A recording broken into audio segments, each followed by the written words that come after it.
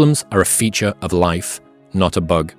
There will never come a time when you have no problems. What? Did you think that you would just wake up one day and you're going to cease having problems? Like completing a video game and leveling up to a map where there's nothing there. That is never going to happen. Your problems will change, sure, but having problems is going nowhere. Dealing with problems is the cost of doing business as a human. Whatever negativity is consuming your thoughts probably won't matter in 3 months' time. Learning comes from the edges. Change is uncomfortable, and it rarely happens without a lot of stress, and many of the periods of radical and important change in your life happen because of the severe challenges that you faced. Would you pay the price back then for the insights and developments that you have now? If so, have faith that whatever stresses that you're facing right now will lead to a greater version of you in the future. Stop taking things so seriously. No one is getting out of this game alive, literally. In 3 generations, no one will even remember your name. And if that doesn't give you liberation to just drop your fucking problems and find some joy, I don't know what will. Life is inherently ridiculous and guaranteed to end sooner or later. So you might as well enjoy the ride. Do you want to be right, or do you want to be loved? Often, when we feel emotions like jealousy or frustration and anger, it's because we feel like a boundary has been crossed. That's actually the reason that anger exists evolutionarily at all. Before you have laws, you need a sense of right and wrong internally, so that if somebody crosses that, you can let them know with a sufficiently unhappy response to their transgression. And this crossing of boundary is exactly why these emotions arise. We feel like someone should have known that we would have felt this way if they did that thing, and they didn't.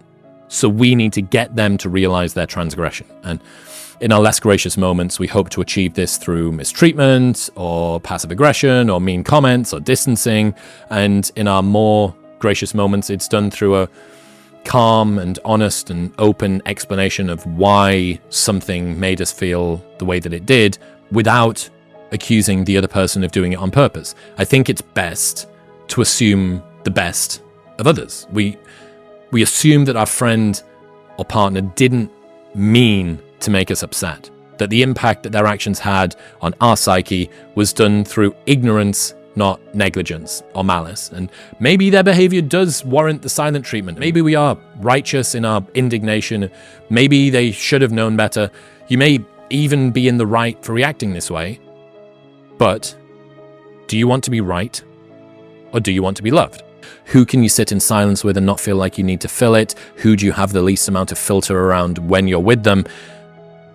Those questions just superbly encourage this sort of frictionless version of you to flow out. And I think that's finding people that you can sit in silence with and you don't have filter around is just what a great heuristic for people that you should spend your time with. This is from Mark Manson, and it's why he hates being around negative people. Being an asshole is a weak person's idea of strength. Complaining is their connection. Never let yourself be held back by other people's fears. People criticize what they're afraid to do themselves because bold action reminds them of their own inaction. If you're afraid to be criticized, why do you care about the opinions of those who are too timid to do it themselves? If you are the criticizer, does tearing someone who has the courage you lack make you feel better?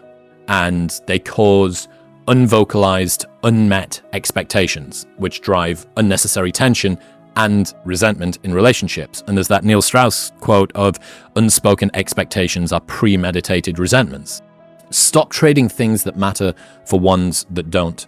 This is from James Clear. If you already live a comfortable life, then choosing to make more money but live a worse daily life is a bad trade. And yet we talk ourselves into it all the time. We take promotions that pay more but swallow our free time. We already have a successful business but break ourselves trying to make it even more successful.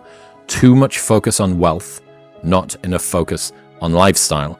And this is kind of goes back to the hidden and observable metrics thing that me and George Mack talk about, whereby the more observable and quantifiable and socially rewarded a particular metric is, the more acclaim that it gives you, the more status that it affords, the more that you're going to lean into that. And, quality of lifestyle, like real, what is the day-to-day existence of you like? How happy are you? How much spare time do you have to do the things that you care about?